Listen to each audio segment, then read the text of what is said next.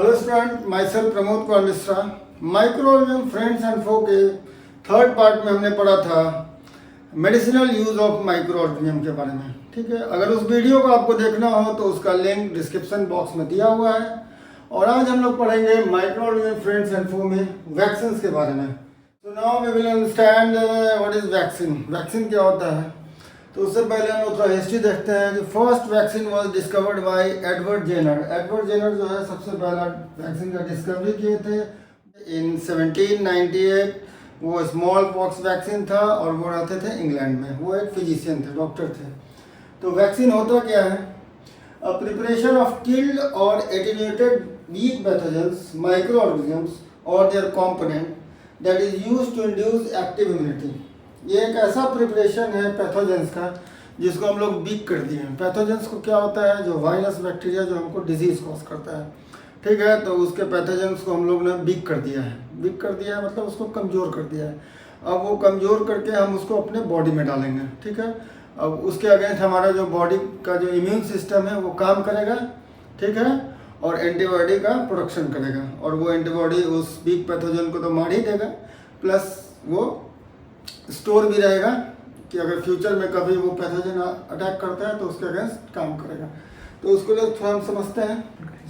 अभी हम लोग एक वायरस के बारे में समझेंगे। वायरस के बारे में समझने के बाद ही हम लोग डिटेल समझ पाएंगे वैक्सीन के बारे में। तो ये एक वायरस है, क्या है? वायरस है। ठीक है, तो वायरस का जो जेनेटिक मटेरियल होता है वो आइदर डीएनए और आरएनए होता है।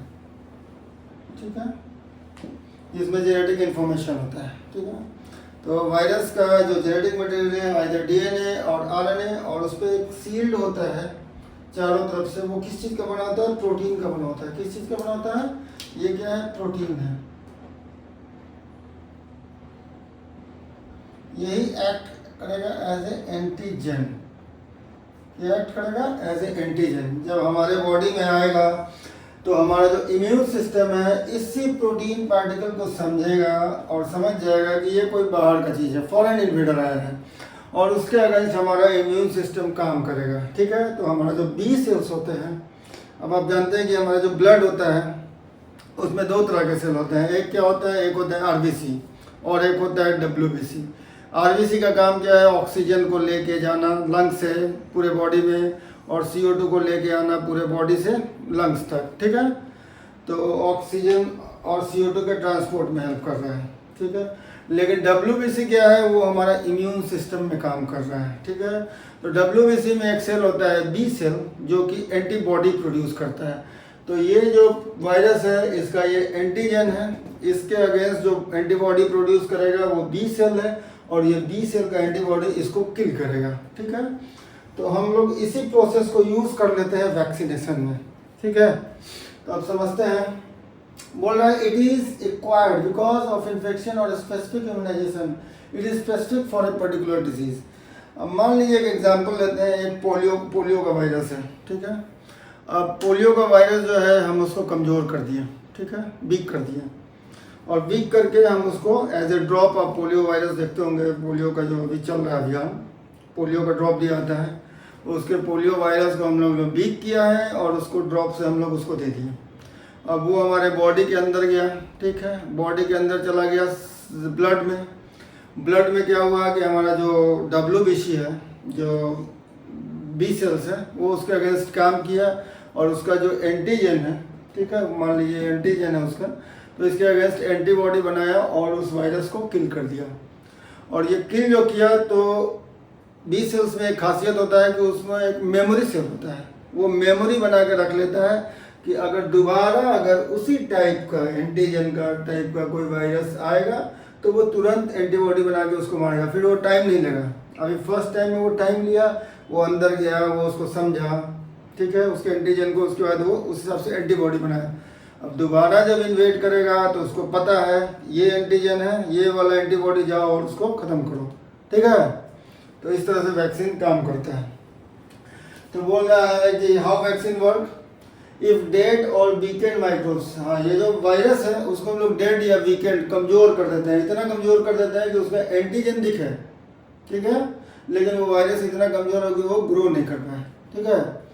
तो बोल रहा है how vaccine work, if dead or weakened microbes are introduce into a healthy body, the body fight and kills the invading bacteria viruses by producing suitable antibodies. These antibodies remain in the body and used for protected from disease causing microbes in future या forever.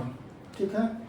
तो बोल रहा है कि जब foreign invader virus या bacteria जो है पैथोजन हमारे बॉडी में एंट्री किया, तो हमारा जो बी सेल्स है वो उसके अगेंस्ट एंटीबॉडी बनाया, एंटीबॉडी बना के उसको किल कर दिया। ठीक है। और वो जो एंटीबॉडी बनाया था तो बी सेल्स कुछ सेल को अपने मेमोरी सेल में रखा। ठीक है। अब नेक्स्ट टाइम जब उसी टाइप का वायरस या बैक्टीरिया अगर उस पर अटैक करता है तो इसको पहले से मेमोरी सेल बना हुआ है, वो तुरंत इंस्टेंट एंटीबॉडी बना के उसको किल कर देगा। तो एक बार जब एक्सपोजर हो जाता है तो दोबारा उसको हम लोग किल करना काफ़ी आसान हो जाता है। तो इस तरह से वैक्सीन वर्क करता है। So now we will understand two words, that is vaccination and immunization. दोनों में क्या डिफरेंस है। तो वैक्सीनेशन क्या है, inoculation with biological preparation of vaccine to produce immunity. जब हम वैक्सीन को बना लिए हैं और उसको इंट्रोड्यूस किए बॉडी के अंदर, तो इस प्रोसेस को बोलते हैं वैक्सीनेशन। जैसे पोलियो है, कोलेरा है, टेटनस है, कोविड-19 है। तो वैक्सीनेशन, वैक्सीन को प्रिपेयर करके उसको जब बॉडी में डाल रहे हैं तो उस प्रोसेस को बोलते हैं वैक्सीनेशन। वैक्सीनेशन दो तरह से होता है, या तो एक ओरली होता है, क्या होता है, ओरली माउथ के थ्रू, या इंजेक्शन के थ्रू मस्कुलर होता है। ठीक है, मसल्स में डाल देते हैं, ब्लड में चला जाता है। तो ओरली में हो गया पोलियो और कोलेरा। पोलियो वैक्सीन अब इंडिया में चल रहा है जो कि ओरली दिया जाता है बच्चों लोग को ड्रॉप के थ्रू। कोलेरा हो गया, और इंजेक्शन में क्या हो गया, इंजेक्शन में हो गया टेटनस और कोविड-19। टेटनस और कोविड-19 इतना याद रखना है क्लास 8 के लिए। ठीक है।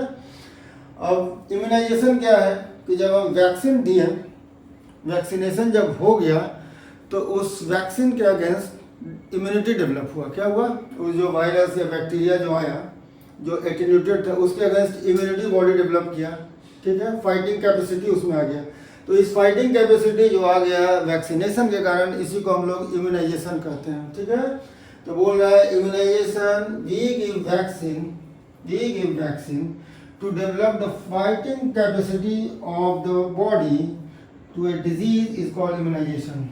जब वैक्सीनेशन हुआ तो वैक्सीन का जो वायरस या बैक्टीरिया जो था एटेन्यूटेड, वो हमारे बॉडी में गया और उसके अगेंस्ट जो फाइटिंग कैपेसिटी बॉडी डेवलप कर लिया, उसको तो मार ही दिया, किल कर दिया, और फ्यूचर के लिए भी अपना मेमोरी सेल को प्रिपेयर कर लिया।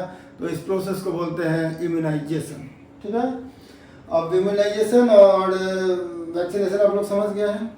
अब दो तरह का, एक है बैक्टीरियल वैक्सीनेशन और वायरल वैक्सीनेशन। मतलब बैक्टीरियल डिजीज के लिए जो वैक्सीनेशन होगा उसको बैक्टीरियल वैक्सीनेशन कहेंगे, वायरल डिजीज के हो गया तो वायरल वैक्सीनेशन कहते हैं। जो बैक्टीरिया का डिजीज है जैसे diphtheria, typhoid, tetanus, pertussis, pneumonia, whooping cough या ट्यूबरक्लोसिस, जिसका BCG नाम दिया है टीका का। ठीक है, उसके वैक्सीन का नाम क्या है, BCG।